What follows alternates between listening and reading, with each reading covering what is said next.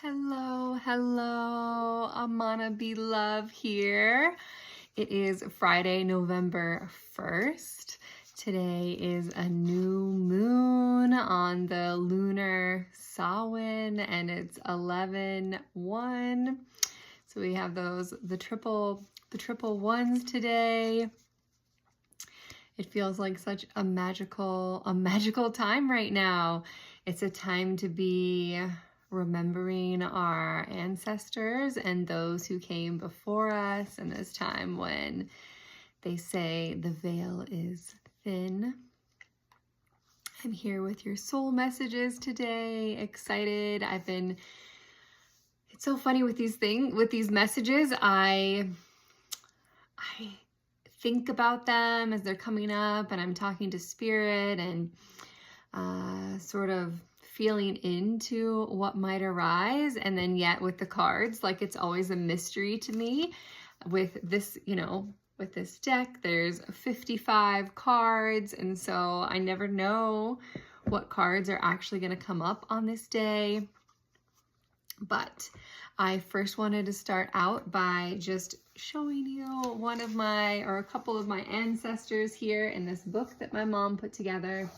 So this woman here is my great-grandmother, and her name was Elsie, although her birth name was Elsa, and it was changed to Elsie later, and we actually don't know why. And this is my great-grandfather. This is my grandmother here in his arms. So these two here were married and made this little baby. But she died the day after my grandmother was born. And my grandmother was named Elsie after her mother, who died the day after that she was born. And here is an image of me on my wedding day with that grandmother as she was all grown up here. She's in her 90s, I believe, late 80s or early 90s. Just love her. I feel her.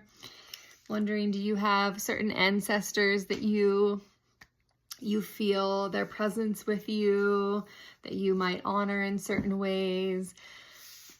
Today or in this next month would be a beautiful time for you to remember them and honor them, perhaps by having their picture up or having a meal that you know that they loved. I recently went to my mother-in-law's birthday gathering, and they were serving screwdrivers, which is vodka and orange juice, and a couple other drinks. But I chose the vodka and orange juice in remembrance of my grandma Elsie, because that was one of her favorite drinks. When she was drinking, she would either be drinking that or wine from my remembrance, red wine. So yeah, there's so many numerous ways to honor and remember and show our love to our ancestors.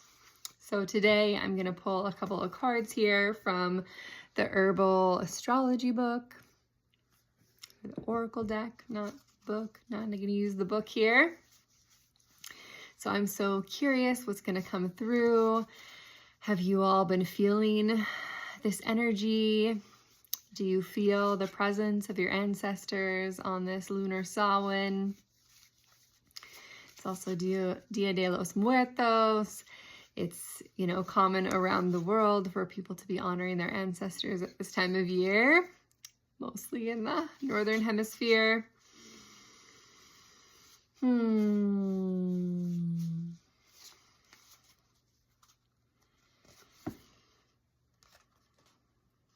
Passion flower, surrender. Oh, I love this. Okay, so this is number 43, passion flower, surrender.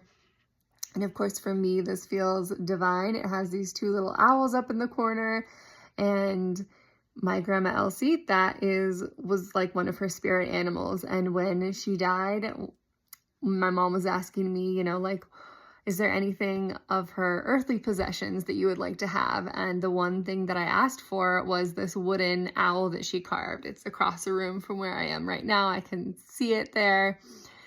And I love that connection. And it feels like this connection to the darkness that these owls you know, they can see super well even in the dark.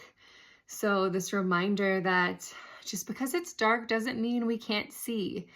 And sometimes we even see more clearly, or it might also activate different senses.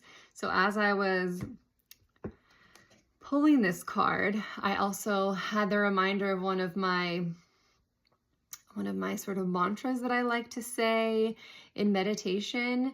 And maybe you want to pause and say it now here, but you say, I like to say, I see, I hear, I know, I sense, I am. And just let that sink in for a moment.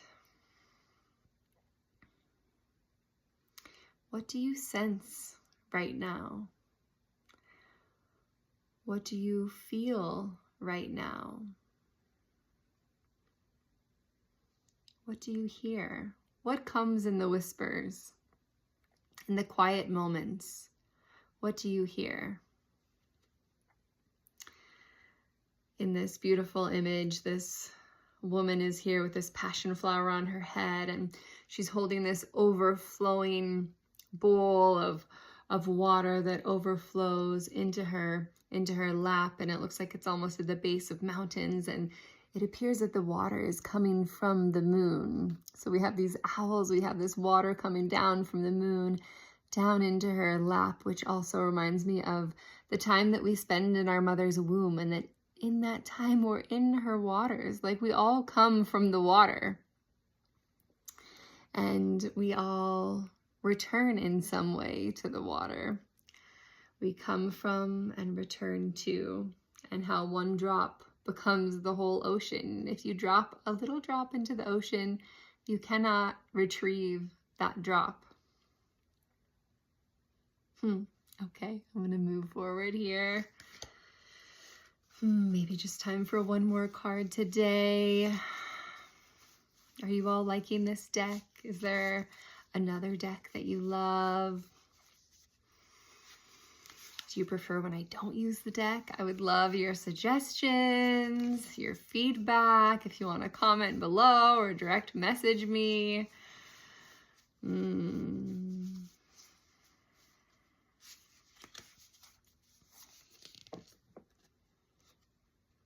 Skullcap, I believe this came up with the last messages. Again, so this new moon today is in Scorpio, and here we have this Scorpion.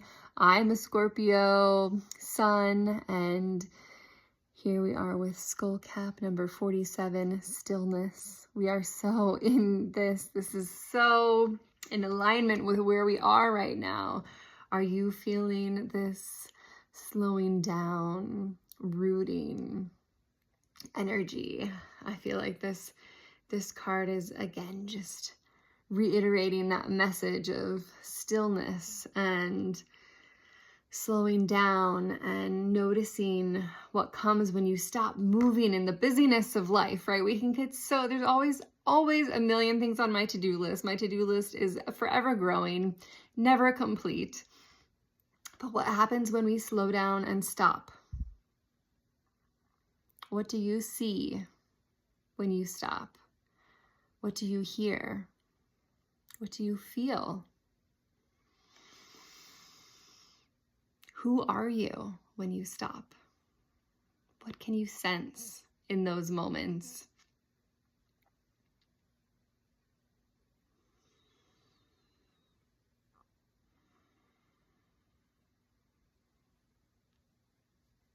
There's so much wisdom in the darkness, in the stillness, when we surrender.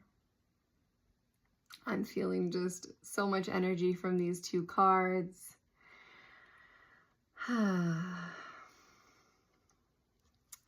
And in this season of ancestors and remembering, it also has me thinking about, so I used to be a palliative care nurse. Death has been an incredible teacher of mine.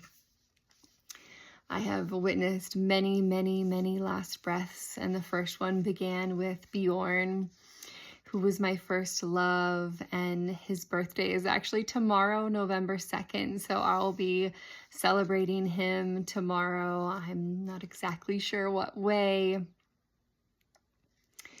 but I just want to remind you that we all meet death at some point, and it's okay, and it's in our own time, and that timing is going to look different for each of our souls. And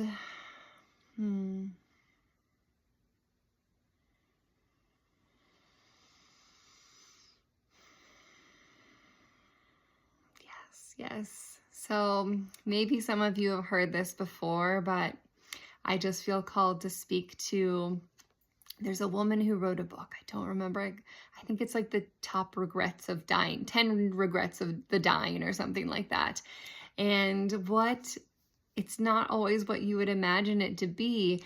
And also when I worked with people that were knowingly nearing the end of their life, sometimes death comes suddenly, sometimes we know it's coming, sometimes now people choose when they're going to die.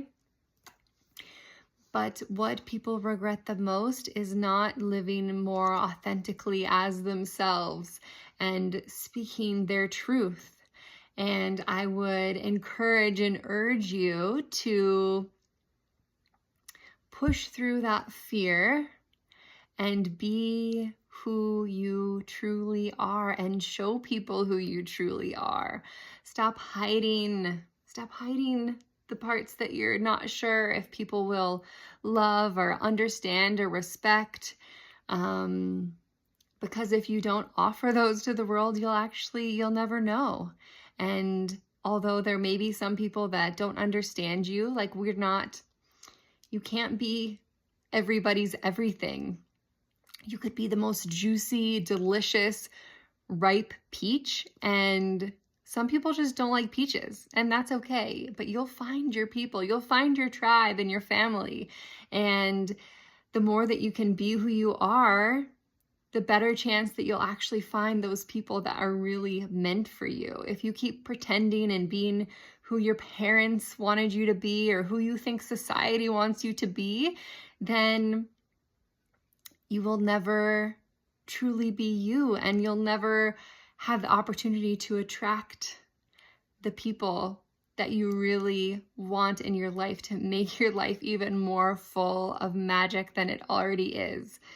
So as I close here, I just want to circle back to the passion flower and find your passion and share it.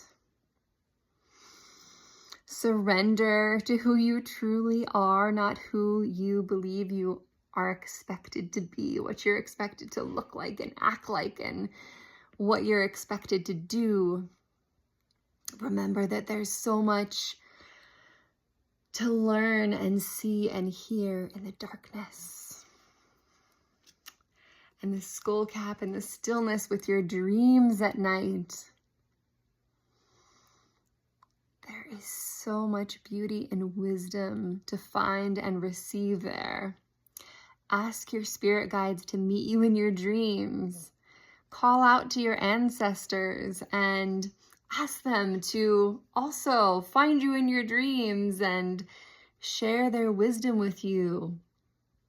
Receive messages from them. Be open as you fall asleep to receive messages in your dream time, in that stillness.